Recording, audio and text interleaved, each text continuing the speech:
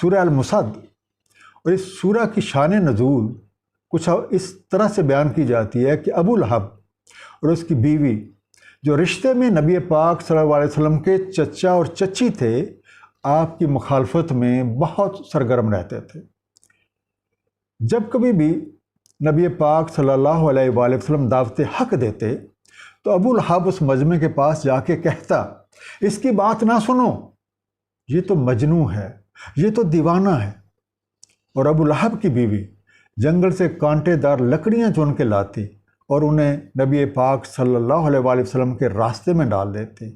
ان دونوں کے بارے میں یہ سورہ نازل ہوئی تاکہ جو لوگ بھی دین حق کی ان کی طرح مخالفت کرتے ہیں انہیں اپنا انجام بخوبی معلوم ہونا چاہیے۔ بسم اللہ الرحمن الرحیم۔ تبت یدا ابی لہب وتب، برباد ہوئے ہاتھ ابی لہب کے اور وہ برباد ہو گیا۔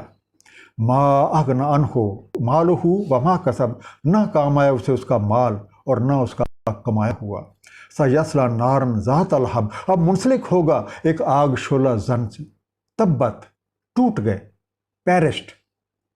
تبت یدا کی ٹرمنالوجی جب یوز ہوتی ہے اس کا مطلب ہے کہ اس کی قوت اور طاقت جاتی رہی، اس کا سارا اثر و رسوخ ختم ہو گیا۔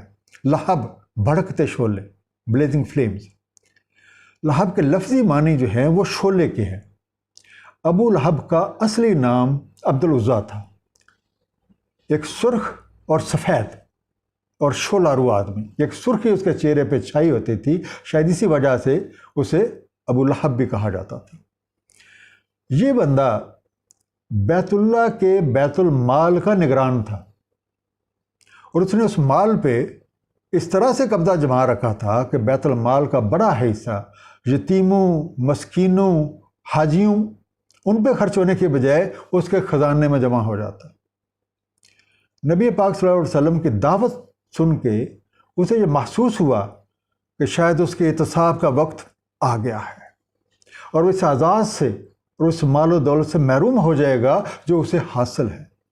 چنانچہ اس نے آپ کی مخالفت کچھ اس طرح سے کی کہ بڑے بڑے دشمنوں کو بھی پیچھے چھوڑ دیا۔ قرآن کریم نے اس سورہ میں آپ کے دشمن کی قوت کے ٹوٹ جانے اور اس کے انجام کی پیشین گوئی کی، اور جو کہ پوری ہوئی۔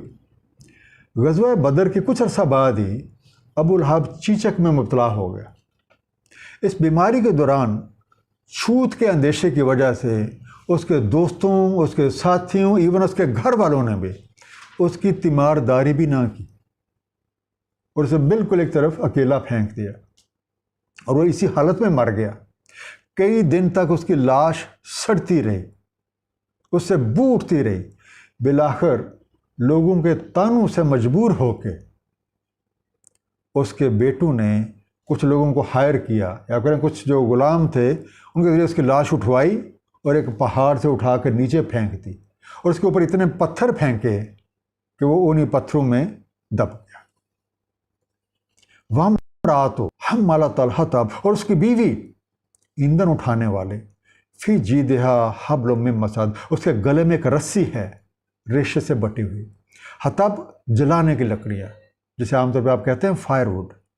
جیدہا، اس کے گردن کا اگلا حصہ۔ جیدہا بیسیکلی گردن کا اگلا حصہ ہوتا ہے جہاں پہ ہار لٹکا ہوا ہوتا ہے، اور ایک قول کے مطابق جید یہ تعریف کے لیے بولا جاتا ہے، لیکن جب انہوں کا لفظ گردن کے بولا جاتا ہے تو وہ مذمت کے لیے بولا جاتا ہے۔ مسد کا لفظ آیا ہمارے سامنے۔ مسد کھجور کے پٹھوں کو بھی کہتے ہیں، لیکن کوئی بھی ایسی چیز جس میں ریشے موجود ہوں اور ان ریشوں کو بٹ کے کوئی رسی بن سکے، آپ اسے پام فائبر یا صرف فائبر بھی آپ کہہ سکتے ہیں۔ ابو لہب کی بیوی اپنے زمانے میں خاتون اول تھی، نہایت خوبصورت تھی اور عرف عام میں اسے ام جمیل کہا جاتا تھا۔ دنیا میں وہ خاتون اول بن کے ہیرے جواہرات پہن کے، قیمتی ہار پہن کے اتراتی پھرتی تھی۔ آیت نمبر 4 اور 5 میں اسی کے انجام کے بارے میں ہے، اور خاص طور نمبر 5 میں فی جیدہا حبل من مسد، اس کے گردن میں ریشوں کی رسی ہے، یعنی وہ گردن جو بڑی عزت و توقیر اور سرفرازی اور سربلندی کی حمل سمجھی جاتی تھی، اور وہ ہار جو بڑی شان و شوکت کا نشان تھے، اگلے جہان میں یہی سب کچھ ایک رسی کی طرح اس کے گلے میں ڈلا ہوا ہوگا، اور وہ ایسے پھرے گی جیسے کوئی کنیز گلے میں رسی ڈال کے لکڑیاں چنتی پھرتی ہے۔ اب چونکہ ابو لہب کی بیوی حضور اکرم صلی اللہ علیہ وآلہ وسلم کو تکالیف پہنچانے میں اپنے شوہر کے ساتھ برابر کی شریک تھی، اسی لیے وہ ان جرائم کی سزا بھی بھگتے گی جو نبی کریم صلی اللہ علیہ وسلم کے دشمنوں میں کیے تھے۔